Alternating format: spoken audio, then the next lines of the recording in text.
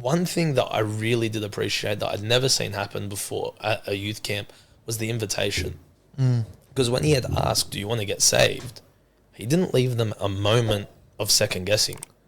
Okay, he pointed at us, all right, you go there, and it was like, okay, you put your hand up, come with me, and it's like, there's no chance for them to say, oh no, this was just an emotional response or whatever.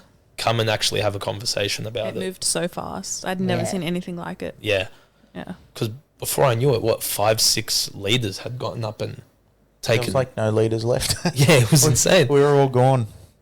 It's crazy. Do you guys know what happened in the room when we left?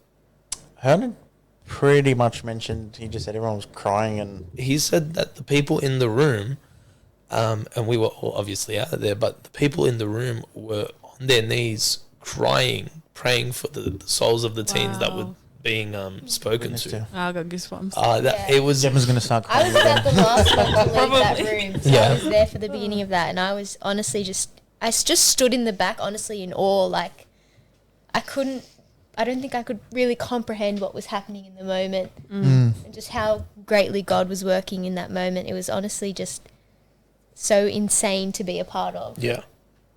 And all this to say, I know we're recapping a camp that many people won't experience because it's happened and it's moved on, and a lot of you aren't teenagers, so you're never going to go to an epic camp. But all that to say that God can do some incredible things with a group of people who decides we want God to change us. These teens wanted God to work on them. The leaders wanted God to use us.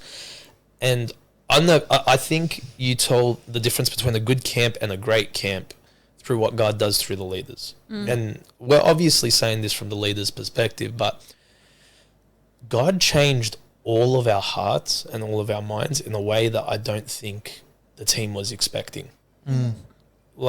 The vibe going into camp was, okay, we've got another camp. Let's get the job done. Let's do it. But the vibe coming out of camp was, from what I understood, correct me if I'm wrong, but we get it. Yeah. We get our job. We get our role. We understand what God is doing here. Either we're on board or we need to get off the bus. Yeah.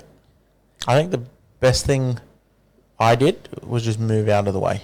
Yeah. It was just, doesn't matter how well you plan something, but it was just, all right, there's nothing I'm going to do. God, you go do what you need to do. Just move out of the way and let God take control.